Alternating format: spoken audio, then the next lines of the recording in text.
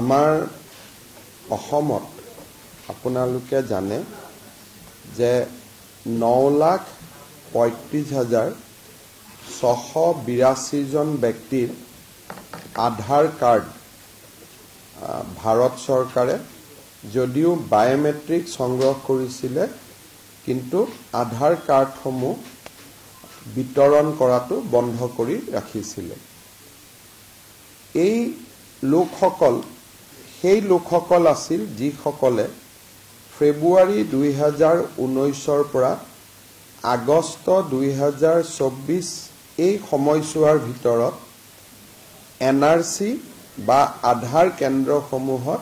Biometric দিবৰ বাবে তেওঁলোকে সেই কেন্দ্ৰসমূহলৈ গৈছিল। যোৱা কিছুদিন ধৰি এই লোকসকলে 9,38,865 গৰাকী যি লোক আছে তেওঁলোকে বিভিন্ন সময়ত অসম চৰকাৰৰ ওচৰত অভিযোগ কৰি আহিছিলে যে আধাৰ কাৰ্ড বন্ধ হৈ থকাৰ বাবে তেওঁলোকে স্কলাৰশ্বিপ, ৰেচন কাৰ্ড, বিভিন্ন ধৰণৰ চৰকাৰী সুবিধাৰ পৰা বঞ্চিত হৈ আহিছে। আৰু এই ব্যক্তিসকলৰ ভিতৰত বহুবিলাক এনেকুৱা ব্যক্তি আছে যিবিলাক ব্যক্তিৰ এনআৰসিৰ লগত কোনো সম্বন্ধ নাছিলে, তেওঁলোকে মাত্ৰ সেই সময়ছোৱাত আধাৰ কাৰ্ডৰ বাবে বায়োমেট্ৰিক দিবৰ বাবে গৈছিলে। অৰ্থাৎ এই আধাৰ কাৰ্ড আৰু এনআৰসিৰ কোনো প্ৰত্যক্ষ সম্পৰ্ক নাছিলে। সম্পৰ্ক ইমানেই আছিলে যে সেই 4 মাহৰ সময়ছোৱাৰ ভিতৰত তেওঁলোকে বায়োমেট্ৰিক দিবৰ বাবে এনআৰসি বা আধাৰ সেৱা কেন্দ্ৰসমূহলৈ গৈছিলে আৰু তেতিয়া এনআৰসি আৰু আধাৰ সেৱা কেন্দ্ৰ একেটাই আছিলে, দুটা পৃথক পৃথক নাছিলে। এই বিষয়টোৰ ওপৰত অধ্যয়ন কৰিবলৈ আমি এখন কেবিনেট সাব কমিটি গঠন কৰিছিলোঁ। কেবিনেট সাব কমিটিখনে অসমৰ প্ৰায়বোৰ সদৌ অসম ছাত্ৰ সন্থাকে ধৰি সংগঠনসমূহৰ লগত আলাপ আলোচনা কৰিছিলে আৰু তেখেতসকলেও এটা ঐক্যমতত উপস্থিত হৈছিলে যে এনআৰসি আৰু আধাৰ কাৰ্ডৰ কোনো প্ৰত্যক্ষ সম্বন্ধ নাই আৰু সেই কাৰণে আধাৰ কাৰ্ডসমূহ যদি ভাৰত চৰকাৰে বিতৰণ কৰে তেতিয়াহলে কাৰো আপত্তি নাথাকিব। এই বিষয়টো আমি কেবিনেটলৈকে লৈ গৈছিলোঁ। কেবিনেট সাব কমিটিটোৰ যিটো ফাইণ্ডিংছ আছিলে তাক তেখেতসকলে কেবিনেটেও সমৰ্থন কৰিছিলে আৰু ভাৰত চৰকাৰৰ লগত এই বিষয়ে আমি যোৱা 2 বছৰ ধৰি যোগাযোগ কৰি আছিলোঁ যে আধাৰ কাৰ্ডখিনি খুলি দিব লাগে। মানুহৰ ৰেচন কাৰ্ডৰ পৰা স্কলাৰশ্বিপ বিভিন্ন ক্ষেত্ৰত অসুবিধা হৈছে। যোৱা 29/7/2024 তাৰিখে আমি অসম চৰকাৰে ভাৰত চৰকাৰে আমাক অনুৰোধ কৰে যে অসম চৰকাৰে এটা আনুষ্ঠানিকভাৱে ভাৰত চৰকাৰক গোটেই বিষয়টো জনাব লাগে। আমি ভাৰত চৰকাৰক 19/7/2024 এটা ফৰ্মেল প্ৰপ'জেল দিওঁ যে এই 9,35,682 জন ব্যক্তিৰ আধাৰ কাৰ্ডসমূহ মুকলি কৰি দিব লাগে। আমি দিয়া পত্ৰখনৰ ওপৰত ভাৰত চৰকাৰে সলিচিটৰ জেনেৰেল অফ ইণ্ডিয়াৰ পৰামৰ্শ লয় আৰু যোৱাকালি 27/8/2024 তাৰিখে ভাৰত চৰকাৰে ইউডিআই যি আমাৰ আধাৰ কাৰ্ডৰ যিটো অথৰিটি, ইউনিক আইডেন্টিটি যিটো অথৰিটি আছে, তেওঁলোকক নিৰ্দেশ দিছে যে অসমৰ বন্ধ হৈ থকা আধাৰ কাৰ্ডসমূহ মুকলি কৰি দিব লাগে আৰু যাৰ আধাৰ কাৰ্ডৰ যোন যোগ্য ব্যক্তি যাৰ পৰা আমি বায়োমেট্ৰিক সেই সময়ত লৈছিলোঁ, এই 9,35,682 গৰাকী ব্যক্তিক আধাৰ কাৰ্ডসমূহ উভতাই দিব লাগে আৰু তেওঁলোকক আধাৰ কাৰ্ড লোৱাত যি বাধা আছিল সেই বাধা ভাৰত চৰকাৰে আনুষ্ঠানিকভাৱে প্ৰত্যাহাৰ কৰিছে। ইয়াৰ ফলত এতিয়া অসমত এই এটা বহুদিনৰ যেটো এটা ইস্যু পুঞ্জীভূত হৈ আছিলে 9,35,682 গৰাকী ব্যক্তিৰ তেওঁলোকৰ আধাৰ কাৰ্ড পোৱা পথ প্ৰশস্ত হ'ল আৰু মই ভাবো যে অহা 15 দিন এমাহৰ পৰা ভিতৰৰ পৰা তেওঁলোকে নিজৰ আধাৰ কেন্দ্ৰত গৈ আধাৰসমূহ সংগ্ৰহ কৰিব পাৰিব য'ত তেওঁলোকে বায়োমেট্ৰিক্স দিছিলে বা ইউডিআই কৰ্তৃপক্ষই বেলেগ ব্যৱস্থাও কৰিব পাৰে যে তেওঁলোকে কোড গৈ আধাৰ কাৰ্ডখিনি সংগ্ৰহ কৰি লাগিব কিন্তু ভাৰত চৰকাৰে ইতিমধ্যে যেহেতু আগৰ যেটো নিষেধাজ্ঞা সেইটো তেওঁলোকে প্ৰত্যাহাৰ কৰিছে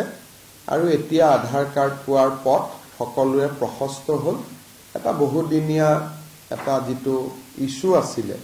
সেইটো আনুষ্ঠানিকভাৱে ৰিজলভ হ'ল বুলি মই আশা কৰিছো কেন্দ্ৰীয় গৃহমন্ত্ৰী ডাঙৰীয়াক এই বিষয়টো লৈ মই ব্যক্তিগতভাৱে সাক্ষাৎ কৰি মানুহখিনিৰ কথা বুজাইছিলো আৰু তেখেতেও বিশেষকৈ গোটেই বস্তুখিনি বুজি তেখেতে নিজে অনুমোদন দিয়ে যে আধাৰ কাৰ্ডসমূহ মানুহক ঘূৰাই দিব লাগে মই কেন্দ্ৰীয় গৃহমন্ত্ৰী অমিত শাহ ডাঙৰীয়াকো আনুষ্ঠানিকভাৱে অসম চৰকাৰৰ হৈ ধন্যবাদ জনাইছো যে বিষয়টো এটা নিষ্পত্তি হোৱা বাবে এই কথাটো কবৰ কাৰণে আপোনালোকক মই মাতিছিলো আৰু ভাৰত চৰকাৰৰ যিখন অফিচ মেমৰেণ্ডাম তাৰ কপি এটা আপোনালোকক আমি দি দিম যাতে আপোনালোকে এই মেমৰেণ্ডামখন বহল প্ৰচাৰ কৰিব পাৰে 27 লাখ বুলি আমাৰো ধাৰণা আছিলে পিছত যেতিয়া আমি আলাপ আলোচনা কৰিলো তেতিয়া আমি গম পালো যে সংখ্যাটো 27 লাখ নহয় 9,35,682 আমাৰো প্ৰথমতেতো আমি ধাৰণাৰ ওপৰতে চলি আছিলো যেতিয়া ভাল কৰি আলাপ আলোচনা হ'ল তেতিয়া ইউনিক আইডেন্টিটি অথৰিটি আমাক ক'লে যে আমি 27 লাখ জব্দ কৰি ৰাখা নাই আমি 9,35,000 হে জব্দ কৰি ৰাখিছো গতিকে সংখ্যাটো 9,35,682 that period was from February 2000 that month was थोड़ा बताइए 2024 February 2019 to August 2019 it was supposed to be linked to be NRC but they fizzle out the entire thing even non-NRC people whose name is there in NRC their NRC also got blocked Aadhaar also got blocked so it was meant to be for the people whose name were excluded from NRC but they somehow at that point of time fuzzle out the thing whoever has gone during that period they have blocked their NRC so there are many Moran people Motok people tribal people I mean it was universal landscape sobore bond hoy gol কোনো এটা জাতি নাই এটা সম্প্ৰদায় নাই জুনে সেই 5 মাহত আধাৰ কাৰ্ড লব গৈছে তাৰে আধাৰ কাৰ্ড বন্ধ হৈ গৈছিল একানে এতিয়া মই আপোনালোকক এটা সৰু উদাহৰণ দিব পাৰো যে ডিব্ৰুগড়ত 15,000 মানুহৰ আধাৰ কাৰ্ড ব্লক হৈ আছিল গোলাঘাটত 8,000 যাৰ লগত হয়তো কোনো এনআৰসি সম্পৰ্কই নাই শিৱসাগৰত 10,000 তেনেকুৱা ধৰণৰ মানে that landscape was everybody আমি চাইছিলো যে কোনোবা ৰিলিজিয়ন আছে নেকি কোনোবা সম্প্ৰদায় নেকি আমি পিছত দেখিলো ইয়াত কোনো সম্প্ৰদায়ও নাছিলে এনআৰসিত নাম থাকা মানুহ ড্ৰাফটত নাম থাকা মানুহৰ আধাৰ ব্লক আছিল ফাইনেলত নাম থকা মানুহৰ আধাৰ ব্লক আছিল কাৰণে we could not establish any correlation between NRC and Aadhaar নাই আমি এই মানুহখিনিৰহে কথা কৈছো এই মানুহখিনিৰ নাম আধাৰ নাম এনআৰসি ড্ৰাফটটো আছিল ফাইনেলটো আছিল মই এটুকে কৈছো যে এই মানুহখিনিৰ লগত এনআৰচিৰ কোনো সম্পৰ্ক প্ৰত্যক্ষভাৱে নাছিলে খালি 5 মাহত জুন গৈছিলে তাৰে আধাৰখন ব্লক হৈ গৈছিল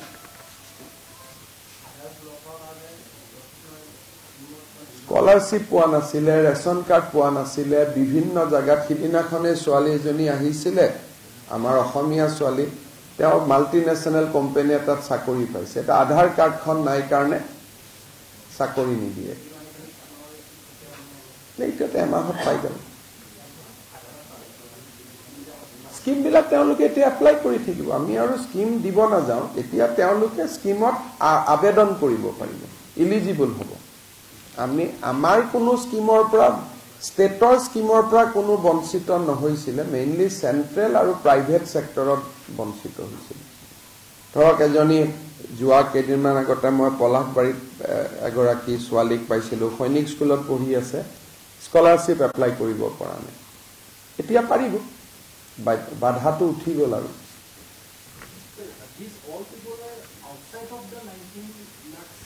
No, these has no correlation with 19 lakhs and 17 lakhs. That was the main findings.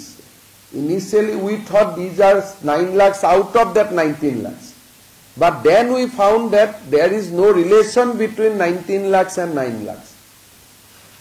So, ji 19 lakhs or NRC naam nai teolok nijor jagat ase. Ei 9 lakh juntun manu. Kuno teolok kiba NRC karne bat porise নাগৰিকত্বৰ কাৰণে বাদ পৰিছে তাত তেনেকুৱা কোনো issue নাই ইয়াৰ ভিতৰত হয়তো 50,000 1 লাখ মানুহৰ নাম হ'ব যাৰ এনআৰসি টো নাম নাই বেলেগ কথা কিন্তু এনআৰসিত নাম নোহোৱা বাকি সব মানুহৰ আধাৰ আছে পিছত আৰু আগত জুনে লৈছে খালি খে 5 মাহ সময়টো জুনে গৈছে আধাৰ কাৰ্ডত কোনবা ডক্টৰৰ ছোৱালী হ'ব পাৰে খেতিয়কৰ ছোৱালী হ'ব পাৰে জাতি ধৰ্ম বৰ্ণ জুনে গৈছে তাকে তেওঁলোকে ব্লক কৰি দিছে আমি গুটেই ডিসি বিলাকৰ পৰা ৰিপৰ্ট লৈছিলো যে এনআৰসিৰ লগত কিবা সম্পৰ্ক আছে নেকি তেতিয়া আমি গম পালো যে এনআৰসিৰ লগত কোনো সম্পৰ্ক নাই নহলে তো পুৰা 19 লাখ কাৰ্ড বন্ধ হৈ থাকিলে বন্ধ হৈ আছিল 9 লাখ 19 লাখ বন্ধ হৈ থাকিলে আমি বুজিলো হেতেন যে ই এনআৰসিৰ লগত জড়িত আছে আমাৰ এনআৰসিৰ কোঅৰ্ডিনেটৰ আছে তেওঁকো আমি খুদিলো যে ইয়াৰ লগত কিবা এনআৰসিৰ সম্পৰ্ক আছে নেকি তেওঁলোকে ইয়াৰ কলে আমাৰ এনআৰসিৰ লগত কোনো সম্পৰ্ক নাই হেকাৰণে আছুবান সংগঠন বিলাকৰ লগত আমি কথা পাতিছিলো তেওঁলোকেও আমাক কলে যে এটো যেটো এনআৰসিৰ লগত কোনো সম্পৰ্ক নাই গতিকে আধাৰখিনি ৰাখা নাৰাখাটো কোনো মিনিং নাই because NRC কেন্দ্ৰ and আধাৰ কেন্দ্ৰ were same আমাৰ অসমত প্ৰথম আধাৰ কেন্দ্ৰ চলি আছিল সাডেনলি গভৰ্ণমেণ্টে আধাৰ কেন্দ্ৰতে এনআৰসি বুলি বোৰ্ডখন লগাই দিলে দুখন বোৰ্ড লাগি থাকিলে গতিকে এনআৰসিৰ মানুহ গল তাতে ধাক্কা খালে আধাৰৰ মানুহ গৈ ধাক্কা খালে হেকাৰণে এইটো সমস্যা কল 5 মাহৰ টাইম স্পেনৰ 5 মাহৰ আগত আৰু পিছত এতিয়া এনআৰসিত যাৰ নামো নাই আজি যদি আধাৰ লব গৈছে আধাৰ পাই গৈছে বা আগতো যদি গৈছিলে আধাৰ পাই গৈছিলে মাজৰ 5 মাহত বেসিক্যালি খেলিমেলিৰ কাৰণে এটো বন্ধ হৈ গৈছিল ইয়াৰ ভিতৰত হয়তো কিছুমানৰ নাম এনআৰসি টো নাথাকিব পাৰে কাৰণ আমি তো এনআৰসি লিষ্টখন দেখা নাই কিন্তু আমি ইনকুৱাৰি কৰি যেটো দেখিলো যে যদি এনআৰসিৰ লগত সম্পৰ্ক হলেতেন 19 লাখ বন্ধ হৈ গলহেতেন we could not establish any correlation between NRC and Aadhaar আমি প্ৰত্যেক ডিসিৰ পৰা আমি নাম ললো কিছুমানৰ নাম প্ৰথমৰ পৰা এনআৰসিত আছে ফাইনেলতো আছে ড্ৰাফটতো আছে কিন্তু আধাৰখন আমি খুদিলো কিয় গৈছিলে বুলে স্কলাৰশ্বিপ কাৰণে গলো চাকৰি এপ্লাই কাৰণে গলো আধাৰ লব গলো ব্লক হৈ গল আমাৰ লগত বহুত নামও আছে আমি বহুত বিলাক নামও সংগ্ৰহ কৰিছিলো আৰু ইয়াত কোনো জাতি ধৰ্ম বুলি কথা নাছিলে সব মানুহ আছিলে মৰাণ মটকৰ পৰা আৰম্ভ কৰি বঙালীৰ পৰা মাৰুৱাৰীৰ পৰা হিন্দুৰ পৰা মুছলমানলৈকে সবৰে ব্লক হৈ আছে ইয়াত কোনো এটা প্যাটাৰ্ন নাছিলে আৰু এটা বহুদিনীয়া ইৰিটেশন এটা আছিলে কিন্তু যি 19 লাখ নাম নাই সেইটো এটা বেলেগ ক্যাটেগৰী সেইখিনি লগত ইয়াৰ কোনো সম্পৰ্ক নাই যেতিয়া এনআৰসি পাবলিশ হ'ব সেই 19 লাখ মানুহৰ কেছ ট্ৰিব্যুনেলত গুচি যাব সেইটো এটা বেলেগ কমপ্লিটলি এটা বেলেগ চেপ্টাৰ নালাগে বায়োমেট্ৰিকটো দিয়াই আছে খালি গলে কয় কাৰ্ডখন নাপায় কাৰ্ড ইজ ব্লক এতিয়া সেইটো উদ্ৰ হৈ যাব গতিকে ডুপ্লিকেট কপি যেনেকে ওলাই আধাৰৰ তেওঁলোকে এতিয়া আধাৰ কেন্দ্ৰত যাব কপিটো লৈ আহিব খালি it might take another 15-20 days time তেওঁলোকে ইউডিআই প্ৰটোকল এটা দিব কাৰণ 9 লাখ মানুহ একেলগে গলেতো একেদিনাই দিব নোৱাৰে তেওঁলোকে ডেফিনেটলি প্ৰটোকল এটা ইস্যু কৰিব ইয়াৰ ওপৰত এটাই মানে বহুদিনীয়া সমস্যা এটা আছিল সেইটো সমাধান কৰিব